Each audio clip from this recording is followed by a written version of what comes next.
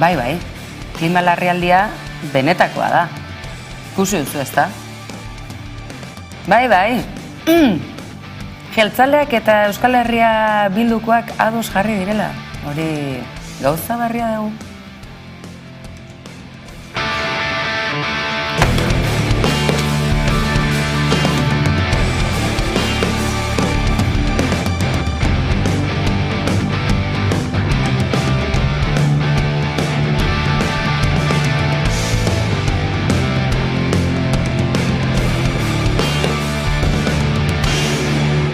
Haupa, golpez, golpe! Bat izan, 11 egin. Bat izan, 11 izan. Zein izango te da humore azidua ba? Zein izango te da? Checkpoint! Euskal Herriko plana kaleko giroa, jugarelako euskaldun gesteroak. Bat, bi, esan? Zein izango te da? Noiz azten zan, 19 edo 21? A ber, hau ikusi alda YouTubeen. 11 telebistako aplikazioen edo Smart TVen. Guk ikusiko zaituztegu! Haupa, golpez, golpe! Haupa, golpez, golpe! Urre! Ole! Oso, ondo? Vale, venga, ondo bili.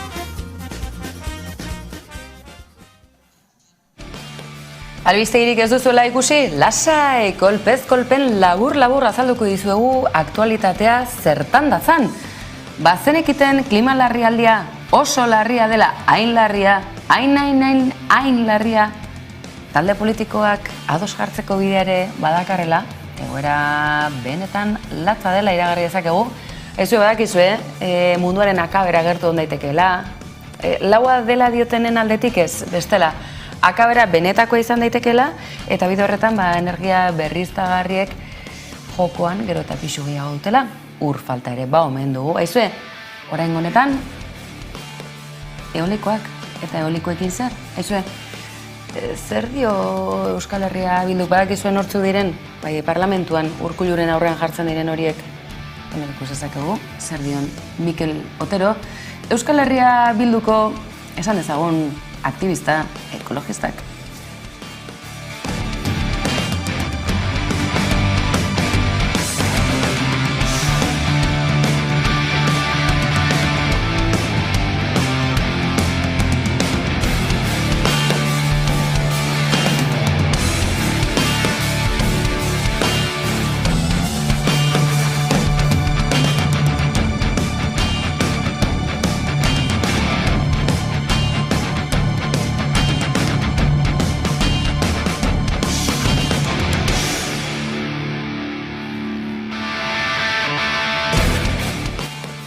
Eta esango duzue, hori zer da? Hori txio ari bat da, eta Twitterren arituak etzaretenok, jakin, ariak oso modan daudela luzeak izaten dira, askotan aspergarriak, kasu honetan, adirazpen zehatzei josita datozenak. Horrekin labur bilduz zer dio Otero jaunak? Esan dezakegu Euskal Herriko burujabetzaren bidean indar politiko nagusi direnak gaur-gaurkoz behintzat, gerturatzeren bat izan dezaketela, besteak beste, auzi honek eragin zuzena izango duelako, gertuan ditugun erakunde horietan, udaletan, eta ez da ahaztu behar, udaletan, askotan edabidek behar bezala azaltzen ez badigute ere, akaso oposizioa dela nagusi, eta guzti honetan ados jartzea beharrezkoa izango dutela, bi talde nagusiek, eta ikusten da, gerturatze batzuk, ez nahikotasunan oinarrituta baina gerturatze batzuk badirela, entzun besterik ez, bart gauean entzun ahal izan duguna Jaurlaritzaren aldetik. Creo que estamos ante una oportunidad para que también en el tema de la transición energética podamos llegar a acuerdos. Y eso va a exigir mucho diálogo y mucha voluntad de acuerdo por parte de todos. Badirudi gerturatze bat badagoela, eta ikusteke, badirudi bestelako taldeek ere ez dutela atzean geratu nahi, eta ez atzean geratzeko, honezkero joko honetan bakoitza bere posizio hartu nahi duela, baina Mikel Oteroren entzun dugu, legebiltzarrean gerturatzea bai, baina bakoitza bere posizioari utzi nahi dio. Goazen partida honi nolabaiteko jarraipen ematera, partidak ere badirelako, joko honetan hiritarrok zerretekin atera dezakegun zertzela darren bat ateratzeko. Honek duen karentzia nagusia Da, neurri zehatzen falta, programa zehatz baten falta, plangintza zehatz baten falta, non helburu batzuk ezartzen diren, adibidez ez duzu aipatu, ze aurrezpen espero da, ze epeetan, ze diru, ze nola egingo da guzti hau. Plan batek dituen zutabe nagusiak, bai, bukatzen dut, plan batek dituen zutabe nagusiak falta dira. Aze Irribarrea Arantzatapia sailburu andereak Otero jaunari igorri berri diona, izue ikusten duzue girotxo bat dago, parlamentuan, bakizue parlamentua Gasteizen dago bat, eta bestea Iruñean. Hori beste egun baterako utziko dugu, lasai. Joango gara txalpen hauetan sakonago, ez dakit, aztarka egiten, bitarte horretan guzti honetan zer dago azpian. Zerbaitetan lagundu zaitzakegu, izan ere, zer dago azpian klima larrialdea aipatu dizugu, klima larrialdea nola irudikatzen da. Kalean zer dio jendeak, izan ere, egunerokotasunen izugarrizko eragina duen ezkero. Ez pentsa, erosketa saskiaren prezioen igoera, edota erregaiari dagozkion prezio ikaragarri horiek kasualidade direnik. Ez dugu aztuko Ukrainako auzia, Errusia zen olako gora nagoen, neguan nola ote dator. Negu gorria izango dugu, ez? Kalean ahotsa ere jaso dugu, nola ez. Aldaketa klimatikoan inguruen zer dakizue? Osa, txarra dela, hainbeste aldaketa egotea, guretzat, animalientzat eta denontzat en general, eta aldatu egin behar dugu. Aldaketa klimatiko handize dauelez, zeuek zer itzen duzue, norberak zer egin aldeu oneri aurre itzeko? Nik usten dut, kontzientzia hartu behar dugula, batipat birziklatzeaz gain berrera biltzen eta ez horren beste konsumitzen. Iritzen zait, daukagula kultura bat, kapitalismoa bultatzen gaitula, erostea eta konsumitzea eten gabe, eta usten dut, beste mentalidade batekin funtzionatzen hasi behar dugula, eta daukagunakin, daukaguna baina askoz gutxigokin bizitzen ikasi behar dugula, eta zabaldu behar dela pixka bat ikuspegi hori, ez? Konsumitzen dugu eta sortzen dugu ondakin pila bat etengabe, eta ez gara konturatzen ze ondori jauki ditzakin guzti horrek. Ez daki benetan kontzientzia badaukagun, eta benetan larria da egoera. Zaila da zertan ez ditu geha, orduan zaila da kontzientzia aldatzea, baina nik uste dut esfortzua behar dula. Kontsumitu berrien beste motatako planak begin aldire. Aldo zu adibideren bat jarri? Ez dakit, adibidez, bizikleta askoz gehiago erabili, kotxeik ez, saiatu norbean kabuz mendira juten, edo, ez dakit, gasolinakin, edo ez dakit bedo. Beste modu bateko oporrak egiten ikasi berdeula, agian ez horren beste kanpo atea, eta danai gustatzen zaigu turismo egiaga beste tokitan, baina igual beste kultura baten garatzen hasi berdeu, ez? Pixka bat gertu, saiatzen kontzientzia hartzen inguruarekin, inguruan konsumitzen, eta pixka bat kontutan hartzen inguruan ze eragin egiten dugun, ez? Bakarrikan konsumo aldetikan, baizik eta turismo aldetikan baita ere, ez? Zuk adibiren bat?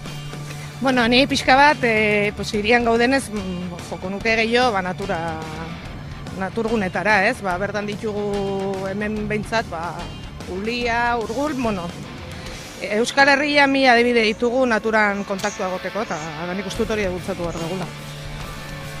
Horixe, zuek zer ingo zen duen? Garbi dago hiritarrok, izango dugula zereginik ardura badu norbanakoak, baina aipatu dizuegu. Gure ordezkari, instituzioetako ordezkariak, udal ordezkariak, talde politikoetako ordezkariak, horiek ere, badute lanik, ez da? Ez dala, duan erbeo. 90 milioi euroko inbertsio eginda 2 parke eoliko erekin ditu Euskal Herrian Statkraft multinazional norvegiarrak, eta ondo bidean 2027ko nahiko lituzke martxan. Bata Debagoienan bertan, Eskoriatza eta Aramaio artean, hori handiena, bestea berriz Urolan, Azpeitia Errezil eta Zestoa arteko lurretan. Eta gu Azpeitira hurbildu gara, udalak ez du zehaztu parke eolikoaren tokia zein izango den, baina inguruko herritarrek 11 telebistari adierazi diote saioan hemen jartzeko susmoa dutela, Arauntza mendiaren eta Mugarri luze puntaren artean. Bi parke eoliko horiek egin nahi diren herrietako udalek gehienak EH Bilduren aginpekoak harrera zuhurra egin diote egitasmoari, eta aukera posibletzat ikusten dute. Proiektua aztertzaren alde agertu dira. Starcafek aurkeztu duen proiektu hortan, nolabait bide bat irekita uzten du parte hartzea, hau da, herritarrak, herriko enpresak eta erakunde publikoek proiektu honetan parte hartzeko. Eta uste dugu bizideon sistema honetan berritzaile badala, eta alde honetatik aukera bezala ikusten dugu. Proiektu honi momentuz mentzat, ez diogu ez alde eta ez aurka gaudenik esaten, baina bai, aztertu egin behar dela eta jakina, hori herritar guztiekin egin behar dugu. Nik uste bentsat, herritarren interesak lehenetsi behar ditula, eta gure ustez ere hemen aukera bat badago. Soberanoak izan nahi bali badugu, eta aldan eta autosuficienteenak, eta energia aldan eta merkeena, eta gertukoena nahi bali badugu, era honetako proiektuak beharrezkoak izango direla. Beraz, trantsizio ekologikorako bidean akordio batera iristeko aukera dagoen lehenengo aldia dela esan dezakegu. Bingen Zupiri Eusko Jaurlaritzako bozeramailearen hitzetan, Statkraft Norvegiako enpresa publikoak bultzatutako proiektua trantsizio energetikoaren arloan akordioetara heltzeko aukera bada. Creo que estamos ante una oportunidad para que también en el tema de la transición energética podamos llegar a acuerdos. Y eso va a exigir mucho diálogo y mucha voluntad de acuerdo por parte de todos.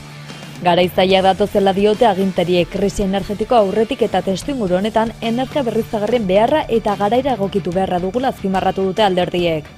EH Bilduren kasuan Mikel Oterok Twitterren adierazi du fase hasi berri batean gaudela, baina gure kontsumoak eta mendekotasun energetikoa ikusirik aurrezpen eta eskala deszentralizatuan esfortzu titaniko bat egin arren, eskala ezberdinetako berriztagarriak beharko ditugula ikusita irekiko den aukera aztertu behar dela. Beti ere jakitun izanik klima aldaketaren ondorioen aroan gaudela eta gure gizarte eta ekonomia sarea errealitate berrira egokitu behar dugula.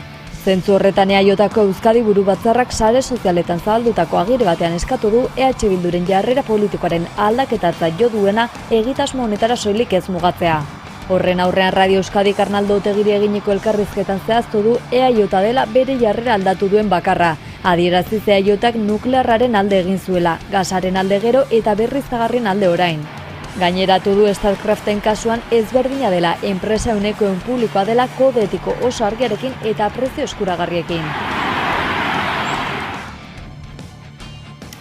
Irudi bukolikoa ez da, ardi latxa eta energia eolikoa. Batematek umore azidotik ere segi dezake, guk bezalaxe. Baina azido ezakigu, nuklearra mehatxoa izan daitekeena, Garoña berriz ere zabaltzearen tentazioa izan baitezake baten batek, energia merkea lortzea izango da orain erronka, eta horretan, aipatu dizueguna. Ez da hastekoa, gertuen ditugun erakunde publikoak, udalak zer esan handia izango dutela, eta hiritarrok zer.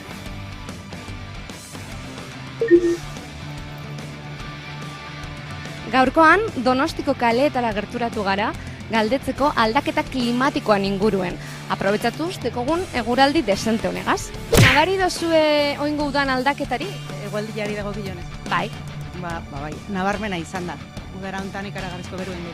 Bai, izan da luze-luzea, temperatura oso altuak eta ez zuen jaisten inon dikinoa. Gaizetik etorri gara, eta hor Gasteizen, bero asko normalean ez da. Eta urte honetan bai, eta pizkatxo gaizki pasatu.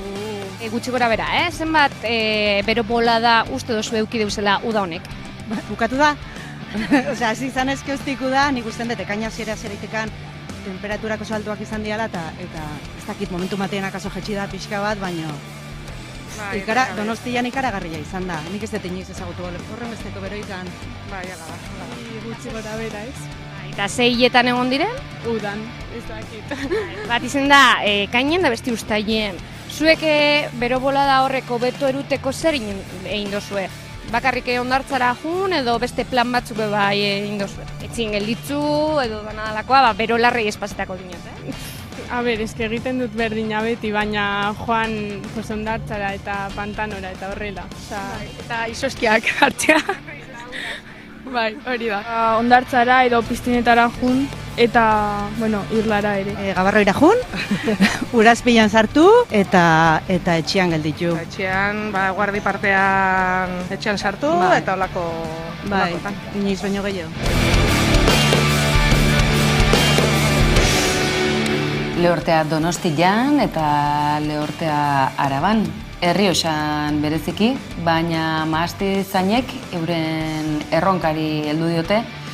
Ez da polemikari falta hemen ere, ia da. Gure herri txiki anitz zabal honetan, zenbat iskanbila, izue ze zaila den norbere burua burujabe izatea mundu globalizatu honetan. Aizue, jatorri izendapenaren gatazkak bere horretan dirau, eta horren aurrean, jaialdiak, ikuskizunak eta aitortza lanak ere bai. Eta horretarako, Araba aldera goaz, bertan dugu, Araba Gaur, 11ko erredakzioa martxan. Pandemiaren ondorioz 2 urte ospatu ezin izan ostean mahatz bilketaren 27. edizioa bueltan da. Esta localidad de Rioja Alavesa, que se va a convertir este domingo en su mayor escaparate para nuestros vinos y sobre todo para nuestros trabajos o el trabajo, para poner en valor el trabajo de nuestros viticultores, de nuestras viticultoras y de los bodegueros del sector. Egitaraua igande goizeko 10:00 hasiko da, hainbat dantza taldek egingo duten erakustaldiaren eskutik eta arratsaldera arte luzatuko da. Pregoia Eneko eta Iker Pou anaiek irakurriko dute goizeko 11:00 eta ondoren matz zapaltzeari ekingo zaio. Eskualdeko udalerri bakoitzeko ordezkariek matz zazki txikibana uztu ondoren. Hortik aterako da zuzenean urteko lehenengo multzoa. Iker Pou naiz eta sekulako sorpresa eta orea izan da matz bilketaren jaialdearen regolariak izatea aurten sekulako ohorea eta espero dut jende guztiari ikustea aurten Lantziegon. Bueno, han ikusiko gara. Espero dut asteburu hontan jende guztia handikan ikustea. Venga, besarka handi bat, zaindu. Matz bilketaren jaialdia 1984an sortu zen, kuadrillako bizilagunen interesak bultzatuta, beren produktu sozial eta ekonomiko adierazgarrienari, hau da, ardoari, behar besteko jaialdia emateko. 2 urteren ondoren matz bilketaren jaialdia berriz ospatuko da Arabako Errioxan, Lantziegon hain zuzen ere. Igandean, mahaztizain gehienek matz bilketa geldituko dute eta jaialdian parte hartuko dute. Hasieran Errioxak upategien esklusibotasuna exigitu zuen, orain berriz maaztiena ere eskatu dute araudia aldatuz. Gauzak horrela, araudiak maaztizainak bi sigiluen artean aukeratzeko egoeran jarri ditu.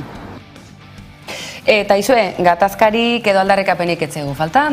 Aizue, Ipar Euskal Herrian Euskararen auzia, ikasleak euskaraz aritzeko aukera, azterketak, guztia dute egiteke, baina akaso beste inon baina martxa gehiago dute. Kriston martxa baita bil, Ipar Euskal Herrian. Ikasleak bakarrik ez, irakasleak Euskaren erakunde publikoa, bertako erakunde edo instituzio nagusia ere bai, aizue, ez da edonolako erronka, baina atzean geratzeko asmorik ere ez. Gu presgira. Giro aski positibo batean iraganda. Erraiteko ongi errezebituak izan girela. Ongi errezebituak zergatik ziren gure parian 5 pertsona ziren. Eta horrek erakusten zuen arreta handirekin horrek erakutsi du.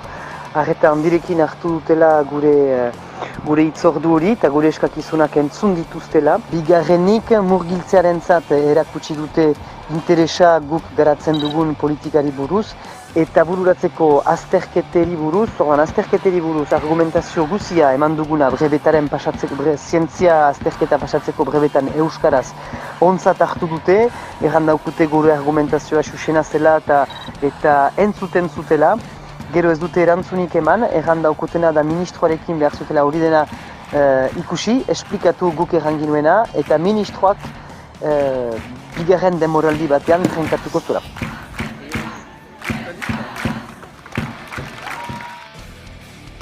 Erritmo propioa eta beharrezkoa hain zuzen ere bidasoaren bestalde horretan eta larrikapenarekin batera badakite, gliseguna, bestelako jaialdiak eta Biarritzen zehazki, Mintza lasai, aizue, mintza lagunaren kontzeptua Biarrizko udalak ere sustatzen du eta interesgarri iruditu zaigu.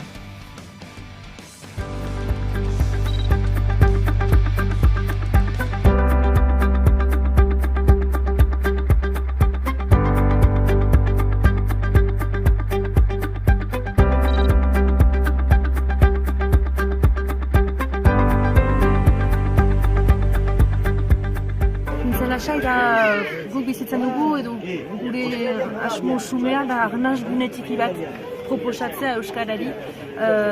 Eremu urbano untan ez da beti erresa Euskara praktikatzeko guneak atximaitea. Eta gure helburuetako bat da justuki pixkat azpimarratzea edo argitan ezartzea gaur egun jadanik ugabe ere egiten diren gauzak Euskaraz erakustea.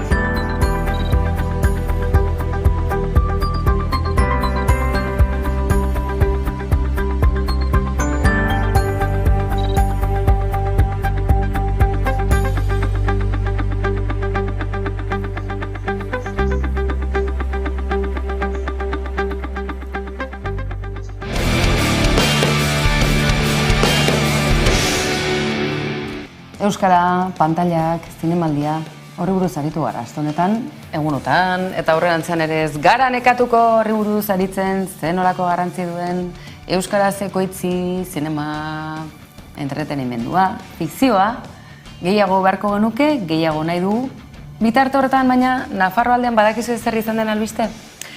Hain sona handiko serieak, telebista serieak, gaur egun plataforma ezberdinetan konsumitzen ditugun horiek, badakizue gero eta gehiago gerturatzen direla Euskal Herriko parajeetara, ze gauza atzerritik, urunetik datozen ekoizpenak, eta bertako guztiak eta ere hain murritza izatea donolare.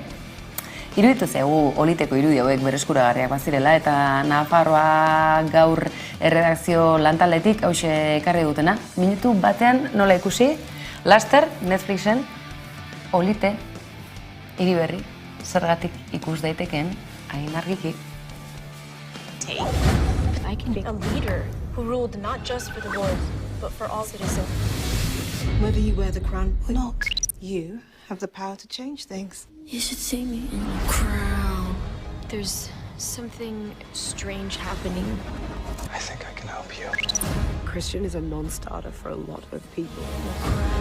I'll be discreet. Of course I want to put you first, but I can't. You can either be guardian or friend, not both. What's the game plan? You know me? More of a roll with the punches kind of girl. A ruler is not just any monarch.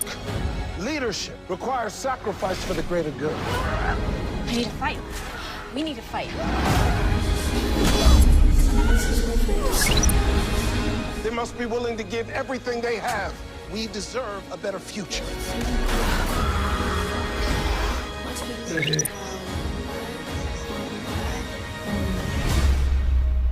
She's my family. I would die for her.